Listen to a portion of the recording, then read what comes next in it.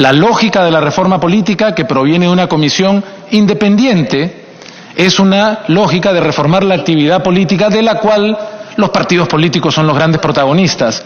Esa es la razón, congresista, por intermedio de la presidencia, por la cual hay un foco en la propuesta. No quiere decir que no nos importe la corrupción en el Estado, por supuesto que sí, y por eso es que hay otros mecanismos legales, como la muerte civil, que van en esa dirección. A propósito de la reforma política, a propósito de lo que nos ha convocado, es absolutamente consecuente limitarse a un impedimento para cargos de elección popular. Eso no quiere decir que el Ejecutivo se oponga a lo demás, quiere decir que es absolutamente lógico que no lo haya planteado, puesto que nos hemos restringido al ámbito de la discusión, que es la reforma política, no la reforma del Estado. Por supuesto. Congresista Violeta. Sí, gracias, creo que quedó clarísimo, pero en todo caso también hay que dejar constancia. Eso supone que la ley no va a permitir que un alcalde se postule que tiene sentencia en primera instancia, pero que sí pueda contratar a un gerente municipal con sentencia en primera instancia y de repente apelada y que todavía no tiene una sentencia definitiva, siendo que el gerente es el que administra los presupuestos públicos. Gracias. Con mucho gusto, congresista. Efectivamente, la propuesta, respondiendo a la propia iniciativa de reforma, se focaliza en los cargos de elección popular, no porque no haya interés en lo demás, sino porque es el foco que consideramos merece nuestra atención. Señora presidenta, no se encuentra presente la congresista Alcorta, pero mencionó algo muy interesante respecto del voto preferencial, ¿no? Dijo de alguna forma, si no la recuerdo mal, yo soy fruto del voto preferencial. Y lo que quiso decir es, hay algunas buenas congresistas y buenos congresistas que somos fruto del voto preferencial, por lo tanto debería defenderse.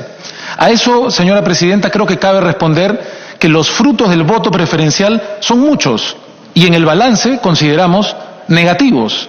Y creemos que los frutos positivos del voto preferencial se pueden conservar cuando mantenemos el voto preferencial en las elecciones internas, donde se va a mantener y donde las personas que sepan llegar a la ciudadanía o que hayan tenido ya participación en el Congreso y sean suficientemente conocidas, podrán ganar por voto preferencial una participación en la parte alta de la lista.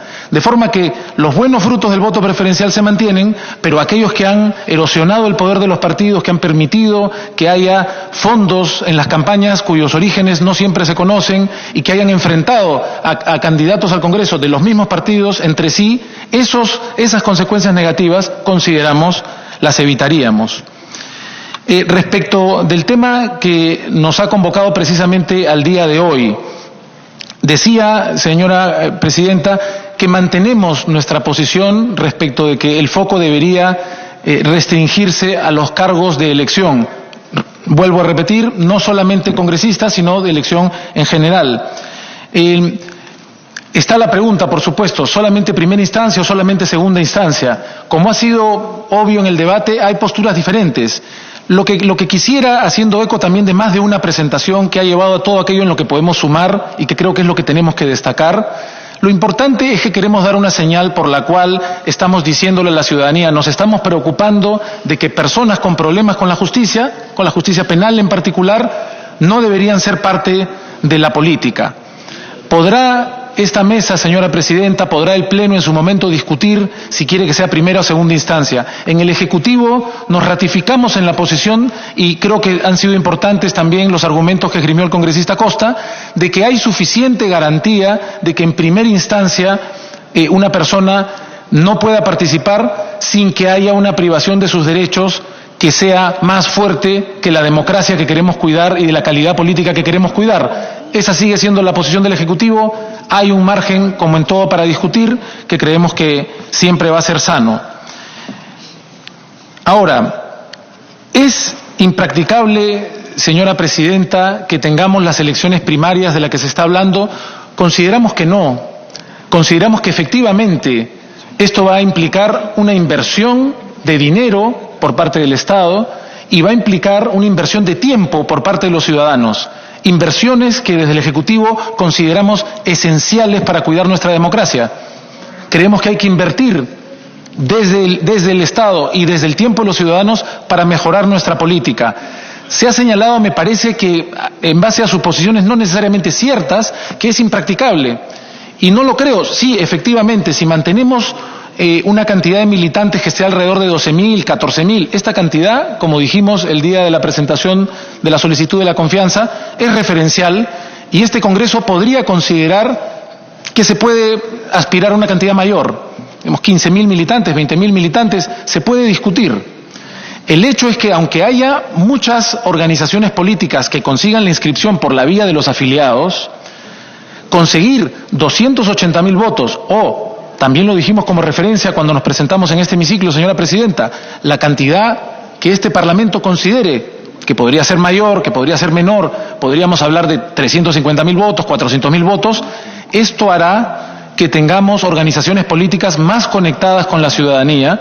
Y quisiera responder por su intermedio, señora Presidenta, aunque no se encuentra presente ya el congresista Mulder. El congresista Mulder decía que esta reforma quiere convertir a los partidos o a las organizaciones políticas en clubes electorales. Y creo que el hecho de que haya que reforzar la actividad electoral para vincularse a los ciudadanos no descarta en absoluto toda la actividad partidaria restante no electoral. No ata de manos a ninguna organización política para que forme cuadros, para que se conecten en la comunidad con sus diferentes problemáticas. En ninguna parte de la reforma se dice eso. Volviendo al punto, señora Presidenta, ¿es impracticable una elección interna? Nos parece que no. Nos parece que seguramente descubriremos dinámicas diferentes, con mucha publicidad, muy probablemente a través de las redes sociales, donde las ciudadanas y ciudadanos decidirán qué organización política ha llamado su atención y luego verán qué personas al interior de esa organización pueden llevar su simpatía para un voto preferencial. Creemos que es importante remarcar, porque se mantiene una confusión, nos parece, señora Presidenta, estas serían elecciones absolutamente iguales a las que tenemos en primera o segunda vuelta, es decir, ciudadanas y ciudadanos acudiríamos a nuestra mesa de votación, no a un local partidario. Por lo tanto, no tiene sentido pensar que va a haber buses o camiones llenos de gente que vayan a ningún lugar, porque cada persona va a su propia mesa. Y en esa mesa tendrá que elegir fundamentalmente, y también creo que es importante enfatizarlo, entre militantes de los partidos políticos. La norma propuesta lo que señala es que mínimo el 80% de los postulantes a los cargos de elección tienen que ser militantes. Por lo tanto, es el propio partido el que decide quiénes entre sus militantes pueden postular. Porque como dije más temprano, señora Presidenta, la norma lo que señala es que tendrán que tener un mínimo de 1 año, o para el 2021, 6 meses de militancia. Pero los estatutos de cada partido pueden señalar que no basta con eso para pretender, por ejemplo, ir al Congreso. Con lo cual un partido puede decir que se necesita 1 año o 2 y por ejemplo, haberse encargado de alguna secretaría, de algún comité, de forma que las personas que tengan derecho a postular serán personas que hayan ganado su lugar en el partido y, repito, que conformarán como mínimo el 80% de los postulantes. De modo que creo que no es correcto pensar en que esta es una medida absolutamente vulnerable a sabotajes. Respecto de la congresista Glave, por su intermedio, Presidenta, pidió una precisión respecto a la diferencia entre el financiamiento, que sería el lavado de activos, y el financiamiento indebido. Efectivamente, si se da el caso que un partido está lavando dinero de fuente ilícita, estamos hablando ya de lavado de activos, que es un delito ya existente. Pero si fuera dinero de fuente no ilícita, pero prohibida, ese es el caso nuevo, en el cual, por ejemplo, si una empresa estatal le da financiamiento a un partido, eso está prohibido, ese sería el delito de fuente indebida, así como, por ejemplo, de fuente anónima, entre otras. Entonces, sí hay una diferencia clara entre el lavado de activos y los delitos de fuente indebida. Respecto del tema, se ha mencionado que porque la propuesta, aunque no es una de estas 6, pero aprovecho para responder, porque la reforma sugiere que los votos para el Congreso coincidan con la segunda vuelta, nos convertiríamos en un régimen bipartidista, cosa que no corresponde a los deseos, se ha mencionado, o a la tradición peruana. Nosotros coincidimos con quienes han señalado, señora Presidenta, de que el Perú tiene una cultura política plural y no bipartidista, y consideramos que eso va a seguir siendo así. Y creemos que es importante recordar, por ejemplo, que en Francia se elige al Parlamento, incluso cuando ya se eligió al presidente, ya se definió en segunda vuelta quién es el presidente. Y sabemos que en Francia hay más de 2 partidos en el Parlamento. Si no estoy equivocado, señora presidenta, hay 8 partidos. Digo esto simplemente para decir que no hay que asumir automáticamente que por el hecho de que haya elecciones parlamentarias coincidentes con la segunda vuelta nos vamos a convertir en un régimen bipartidista. Creo que no tenemos que asumir que eso va a ser un hecho. Que pueda tener algunos efectos, se podrá discutir. Me pide una interrupción la congresista Glave, señora presidenta. Congresista Glave. Gracias, presidenta. Solo muy preciso. Creo que en eso tenemos un debate, queda claro. Solamente quiero tener la certeza de que esa parte no es parte de la cuestión de confianza y que quede claro. Es lo único que quisiera tener claro. Gracias, presidenta. Gracias, presidenta. Efectivamente, como señala la congresista Glave, eso no es parte de lo que sea sujeto a confianza, así como ella misma mencionó más temprano, ninguna de las disposiciones que tienen que ver con las relaciones entre Ejecutivo y Legislativo. Respecto del tema de la inmunidad, consideramos que la reforma tiene que ser vista en su conjunto y, como señalé al principio, señora presidenta, una de las motivaciones esenciales es que demos señales como clase política, no como ejecutivo o legislativo, de que queremos cuidar a la política de la corrupción. Por lo tanto, así como queremos poner barreras para que personas sentenciadas por delito de primera instancia, delito doloso no menor a 4 años, también consideramos que es absolutamente razonable que cualquier delito común cometido antes de ser elegido sea visto directamente sin ningún tipo de inmunidad por el Poder Judicial. Lo mismo que el caso, lo mencionaba por su intermedio, presidenta, la congresista Beteta más temprano, lo mismo que en el caso de flagrancia, actualmente la Constitución señala que cualquier congresista en caso de flagrancia será puesto a disposición de la Comisión Permanente, todavía no del Poder Judicial, que es lo que sugiere el nuevo proyecto que hemos presentado.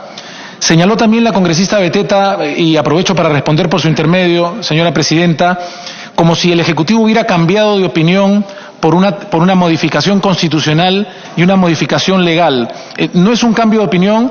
Cuando sugerimos la modificación constitucional nos referimos a aspectos constitucionales y los aspectos legales son aquellos que tienen que ver con la modificación legal. Es una misma preocupación, pero los cambios donde correspondan, uno en la Constitución y otro en la ley. Por último, en el caso de impedimentos, precisamente.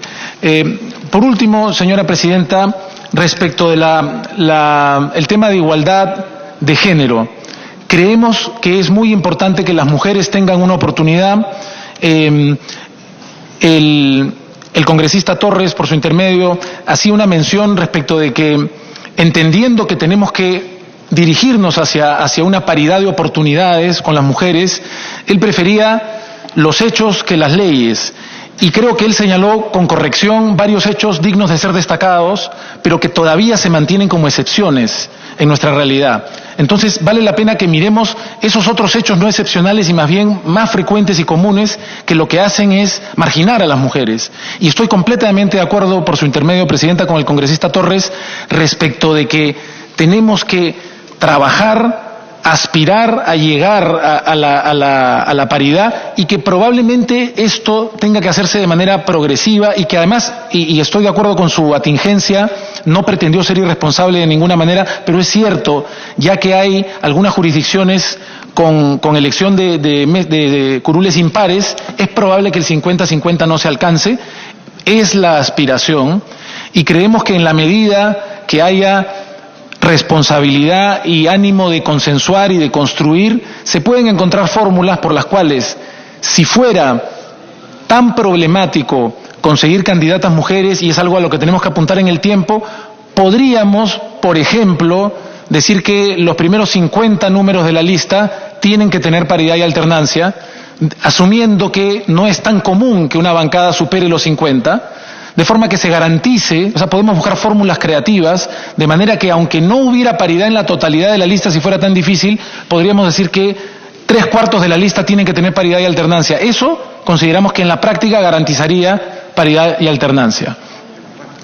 Entonces, sí creemos que el diálogo es necesario, sí creemos que es muy importante reconocer que el respaldo político, que es lo que significa la confianza otorgada por este Congreso a estos 6 proyectos de ley, tienen un significado más allá del propio día de la elección de decir damos la confianza. Es una confianza que entendemos debe acompañar a los proyectos respaldados para que el objetivo principal, lo podemos llamar su núcleo, su esencia, sea atendido, a pesar de que existe margen, como hemos visto esta mañana, para que diferentes opciones o iniciativas puedan enriquecerlo. Muchas gracias, señora presidenta. Gracias, señor presidente del Consejo de Ministros. El congresista Torres para una intervención final. Gracias, presidenta. Agradeciendo las absoluciones que ha tenido el Premier, me quedan dos dudas. La primera es el tema del 20% de los invitados. Y yo lo que quería saber era si es que ahí nos estábamos refiriendo hacia el proceso de democracia interna o en la lista definitiva, que los partidos tendríamos la posibilidad de colocar ese 20% importante. Lo que he escuchado sobre la paridad de alternancia me parece que es un camino interesante. O sea, veo que verdaderamente hay un ánimo de flexibilidad hacia lograr un resultado como este. Y el otro tema, presidenta, es que yo entiendo, el proyecto de ley se ha enfocado en este tema de la reforma política. Sin embargo, producto de este debate, es natural que haya salido este análisis de decir, oye, ¿qué pasa con los funcionarios? Lo escuchaba el congresista Violeta y claro, sí, pues hay hasta muchos que en realidad van a decir no lanzarse, sino quedarse en la cantera para entrar como gerente, ¿no? Bajo esa lógica y en aras de encontrar un camino, porque ahí sí yo discrepo con el congresista Meléndez y acá sí tenemos que hacer una reflexión. Hay un bálsamo de inquietudes que tenemos todos acá que ha estado suspendido, no por culpa del Ejecutivo, no por culpa del Legislativo, no vamos a echar la culpa a nadie, pero hay un bálsamo de inquietudes que teníamos. Y toda esta mañana lo que ha representado es eso, ¿no? Entonces no es que hayamos perdido tiempo en lo absoluto ni que estemos dilatando absolutamente nada. Estamos simplemente votando lo que cada uno de nosotros tenía como inquietudes. Pero bueno, tratando de encontrar una salida, un camino, ¿no? Yo digo, ok, el Ejecutivo presentó un proyecto de ley en donde ponía este impedimento para los cargos de elección. Producto del debate se ve este tema de funcionario. Pregunto, quizás no sería un camino establecer o señalar que modifiquemos el artículo 31 en lo que se refiere a cargos de elección y que el 39 también se ha modificado en lo que se refiere a funcionario público. Incluso así, yo creo que vamos a ser sumamente transparentes, porque podríamos hasta votar de manera separada, ¿no? Quienes queremos que el tema de impedimento para cargos de elección tenga este elemento y quienes queremos también de que esto vaya también para los funcionarios. Puede ser una alternativa, la planteo simplemente como para salir del problema y poder avanzar. Gracias, presidente. Sí, por favor. La congresista Beteta y luego usted para que cierre. Responderle una preguntita y sí. A ver. Le agradezco, presidenta, y me excuso con el congresista Torres. Efectivamente había planteado esa pregunta. Lo que plantea la propuesta respecto de los invitados es que su posición en la lista sea fijada antes de las internas. Es decir, cada partido, cada organización política lo que señala es que hasta un máximo de 20% de invitados van a tener una posición fija en las internas. Luego de las internas, cuando los militantes y los ciudadanos que hayan querido votar por la organización hayan terminado de votar, se verá quiénes, por este voto preferencial que sí hay en las internas, integrarán, en qué orden integrarán la lista. Eso sería. Gracias, señora presidenta. Congresista Beteta. Sí. Gracias, presidenta. Por ejemplo, en lo que estábamos hablando, me parece interesante la reflexión en ese sentido de la paridad y la alternancia. También podríamos considerar, y ha resultado hasta la fecha, como he podido mostrar y dar números exactos de lo que ha ocurrido en esta elección, posiblemente también podría ser una alternativa subir la valla.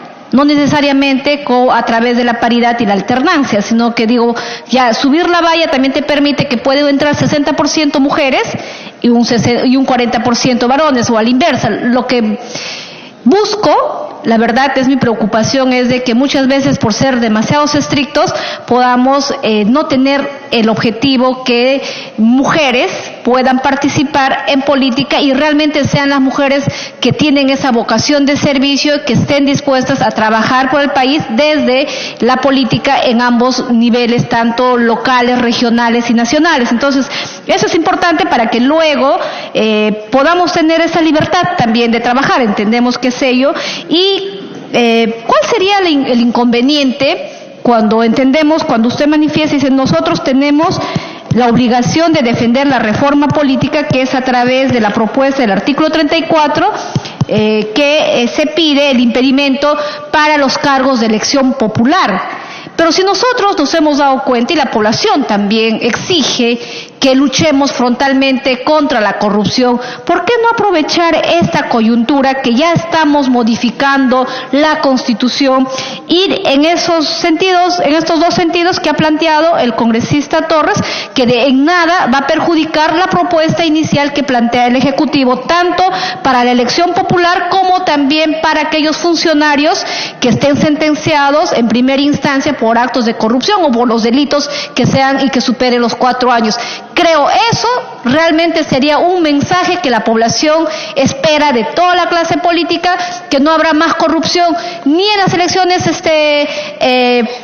por voto popular, ni tampoco como gerentes ni funcionarios de cargos de confianza. Creo eso sería un gran mensaje que hoy podamos terminar en esta sesión, que para mí ha sido muy importante. Gracias, presidenta. Gracias, congresista Beteta. El ministro de Justicia. Sí, presidenta, gracias, colegas parlamentarios. Gracias. Yo tengo una reunión en la Comisión de Justicia, así que voy a ser muy preciso, a las 3 creo, ¿no? Sí. Primero, empezó su participación, congresista Violeta, observando algunas inquietudes respecto a que no se estuviera poniendo énfasis en lo que es democracia e institucionalidad y estuviéramos focalizados en el tema electoral. Y yo quiero saludar la madurez política de nuestro amigo Luis Iberico. Creo que su estancia en Italia le ha permitido dotarse de la dogmática constitucional de esos fueros, porque ha cerrado de la mejor manera. Y creo que ha hecho una invocación bastante pertinente, porque este no es un trabajo exclusivamente del Parlamento, también del Ejecutivo. Y muestra de ello es que estamos aquí, para articular esfuerzos. Una norma, si bien tiene una dirección que es la ciudadanía, pero tiene actores que están involucrados en lo que es su producción. Y somos ambas partes, ¿no?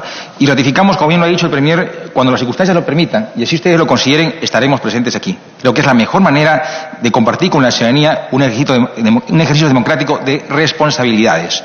Lo segundo, lo dijo la congresista Alcorta, que durante los 3 últimos periodos legislativos, o sea, 15 años, se ha venido discutiendo indistintamente las modificaciones electorales, ¿correcto? El 2000, perdón, si estaba por ahí, sí, es cierto, perdón, sí. El 2011, sí. El 2011 se instaló el Congreso y nombró una comisión que la presidió Javier Descanseco en aquel entonces. Este periodo se instaló otro grupo de trabajo y lo presidió Patricia Donaire, ¿correcto? Y buenos productos, de veras, bastante consensuados, pertinentes, pero relegados. Y miren, o sea, se discutió. El tema es que faltó decisión política. Entonces, simplemente ahora lo que estamos haciendo es, de ese ejercicio de 15 años, estamos puntualizando aspectos que son de suma importancia, focalizarlos, atenderlos, deliberarlos y aprobarlos hoy en día. El Ejecutivo en su momento ha alcanzado 12 proyectos de ley. Ha considerado, y vale la redundancia, a cuestión de confianza, 6 de ellos. Y no necesariamente de cada uno de ellos todo, su integridad. Estamos focalizando temas relacionados a 2 aspectos fundamentales. Uno que está relacionado a los lineamientos de política general del gobierno, y lo segundo, que nos permitan reforzar nuestra representatividad mirando a las elecciones próximas. Esos han sido los factores determinantes para focalizar en 6 proyectos de ley, no otros. ¿Cuánto quisiéramos abordarlos todos? Y es más, no los estamos desmereciendo ni postergando. Estamos muy atentos a que en su oportunidad este Parlamento pueda atenderlos, priorizarlos y finalmente convertirlos en ley. Creo que todos queremos que esa circunstancia se dé. Y digo esto porque yo estuve con ustedes acompañándolos el día viernes. Y hoy también, como me corresponde, martes. Y son persistentes, y perdónenme que en esto sea redundante también en mi respuesta. No, pues por tener prisas es que está mal la Junta Nacional de Justicia. No es tan cierto eso, ¿eh? Fue el presidente quien convocó una sesión extraordinaria en julio del 2017, cuando se removió a los magistrados, a los integrantes del CNM. Y fue este Parlamento que de manera autónoma, una iniciativa de este Parlamento, consensuada, quien propició emergencia del CNM por ¿cuánto tiempo? 9 meses. Y los 9 meses vencían el 26 de abril. O sea, nos pusimos una meta. O sea, asumamos responsabilidades. Pero una meta por la urgencia, por la coyuntura que se vivía. O sea, no es que el Ejecutivo, no, o sea, asumamos responsablemente. Pero la falla no ha venido por allí. La falla ha sido en las consideraciones que se han recogido a instancia de la Comisión Especial en las bases de las convocatorias. O sea, eso hay que puntualizarlo, ¿correcto? El otro aspecto importante, me parece que está generando alguna duda, porque ha persistido mucho nuestra respetada congresista Luz Salgado, en el sentido de la llamada inmunidad, que se va a quitar. Sí sale. En la propuesta planteada por el Ejecutivo no hay ni la remota intención de retirar la inmunidad, simplemente replantearla, que es diferente. Se mantiene la inmunidad, pero replantearla. Sí. Disculpe, Presidenta. Acabo de recordar que también había una inquietud pendiente y quizás el congresista y ministro Vicente Ceballos pueda respondernos, ¿no? Era la inquietud está respecto de la posibilidad de que sea el Tribunal Constitucional. Ok, correcto. Entonces continúo. Correcto, entonces eso lo estoy aclarando. Lo segundo, se ha observado bastantes participaciones y lo han notado de manera expresa de por qué se está excluyendo la llamada vacancia por incapacidad moral. Lo veremos en su momento. El tema, obviamente voy a estar convocado seguramente, ¿no? Pero digo en su momento porque no está en la priorización de estos 6 temas iniciales. Lo veremos en su momento y vendré a este Parlamento. Ahora, permítame, yo he participado en el debate el día viernes. Yo no voy a decir qué dijo tal o tal congresista. Eso lo irá a leer de debates o las transcripciones que corresponden, ¿correcto? Pero sí, sin embargo, debo puntualizar como Ejecutivo 2 aspectos importantes. Lo primero, el acceso a la función pública está regulado en el 39 de la Constitución, en el artículo 39 con precisión, ¿correcto? Lo segundo, cuando nosotros planteamos como Ejecutivo que esté en el 34, lo decimos porque ahí es el único artículo en que está el llamado sufragio pasivo, el impedimento, quienes no pueden. El 33 de suspensión y el 31 de ciudadanía. Nosotros venimos acá con la mejor predisposición democrática, pero sepan ustedes que ustedes son instancia deliberante. Y lo saben, no tengo por qué decirlo, creo yo. Pero nosotros tenemos que ser coherentes en la propuesta que hemos alcanzado, porque la hemos revisado, porque la hemos argumentado y la estamos sosteniendo aquí. Y finalmente, señora Presidenta, con su benevolencia de 1 minuto. De un tiempo a esta parte, hay procesos eleccionarios por doquier. Antes no existían elecciones regionales. Las elecciones municipales, ¿cuántos se instalan? En el primer periodo de Belaúnde. Hay mayor competencia, mayores candidatos, y más aún, hay más medios. O sea, hay señal abierta, señal cerrada, periódicos, radios y redes. Más gasto. Y irónicamente, de contraparte, hay menos militantes y hay menos recursos. Y eso ha sido fuente para que se den graves síntomas de corrupción en nuestro sistema democrático. La pregunta es, ¿dejamos las cosas como están? ¿O como democracia reaccionamos? Y digo democracia porque todos debemos sentirnos involucrados en un quehacer que significa mirar un país diferente, con una perspectiva mejor y sobre todo dar instituciones sólidas. Gracias, señora Presidenta. Gracias, señor Ministro. Señor Presidente del Consejo de Ministros. Gracias, señora Presidenta. Respecto a la inquietud del congresista Miguel Torres, Presidenta, efectivamente, ¿qué ocurre? Nuestra propuesta es que la inmunidad la vea la Corte Suprema. Se ha escuchado una propuesta diferente que lo que dice es, si tiene que ser otra entidad, ¿por qué no podría ser, por ejemplo, el Tribunal Constitucional? Y encontramos que hay un problema con esa opción. El tema es que mientras que los magistrados de la Corte Suprema no tienen inmunidad, los magistrados del Tribunal Constitucional la tienen. Y quienes son encargados de ver si se la levantan o no son los congresistas. De forma que habría como incentivos cruzados que se encontrarían ahí respecto de que la posibilidad de que no se levanten inmunidades para cuidarse mutuamente podría ser un problema. Esa es la razón por la cual la propuesta del Ejecutivo, siguiendo la de la Comisión, es que sea la Corte Suprema. Gracias, señora Presidenta. Agradecemos la presencia y participación de los señores visitantes el día de hoy. Contrariamente a lo que algún congresista acá ha señalado, creo que ha sido una sesión productiva.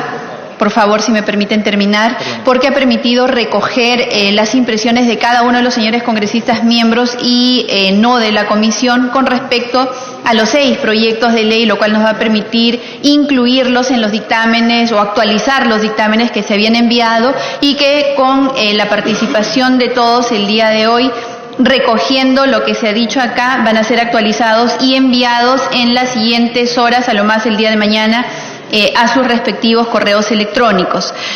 Por otro lado, quisiera que quede claro acá que no hay generación espontánea de iniciativas. Todo lo que uno propone en un dictamen responde a lo que aquí se aportó. Quisiera que por favor seamos más cuidadosos al momento de emitir críticas y atribuir actitudes. Creo que tenemos mucho tiempo ya trabajando en sesiones intensas y siempre que se ha puesto una propuesta responde a que algún señor congresista legítimamente las ha puesto en el debate. Finalmente, las propuestas de dictamen son eso, propuestas, y están sujetas a la modificación que aquí se dé y sujetas, por supuesto, al voto. De eso se trata la democracia. Señores invitados, señor presidente del Consejo de Ministros, señor ministro de Justicia, les agradecemos por su participación y colaboración el día de hoy y los invitamos a retirarse cuando lo estimen pertinente. La sesión nos está levantando, señores congresistas. Solo la suspendemos brevemente a fin de despedir a nuestros invitados.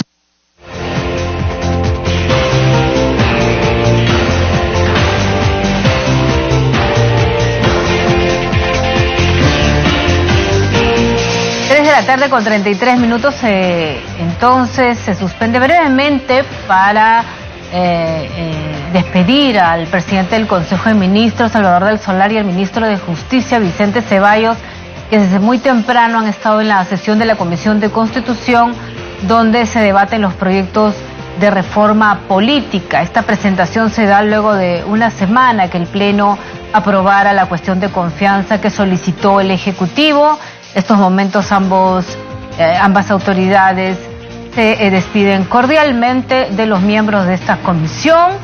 El jefe del gabinete ha, por cierto, explicado las ideas centrales de cada uno de los 6 proyectos planteados, ¿no? Como la inmunidad parlamentaria, el financiamiento de organizaciones políticas, el voto preferencial, las elecciones internas, las listas de candidatos a elección popular y la inscripción de organizaciones políticas. Los parlamentarios tuvieron oportunidad también para hacer algunas sugerencias, hacer algunas consultas, cuestionamientos, críticas también, hasta que se ha extendido, y lo que ha dicho el Premier es que se van a recoger todos los aportes necesarios. Ha insistido también el jefe del gabinete en la necesidad no solo de fortalecer a los partidos políticos, también ha hablado de la paridad, de la alternancia para asegurar la participación de las mujeres en la política. Asimismo, sobre los requisitos para ser candidato. Recordemos que el Ejecutivo tiene un proyecto de ley en ese sentido, ¿no? Insistió en la necesidad de hacer cambios también a la inmunidad parlamentaria a través de una reforma constitucional y no reglamentaria. El nuevo proyecto de ley que presentó el Ejecutivo sobre el tema trae algunos cambios sustanciales respecto a la primera iniciativa. Se mantiene el planteamiento de darle potestad a la Corte Suprema.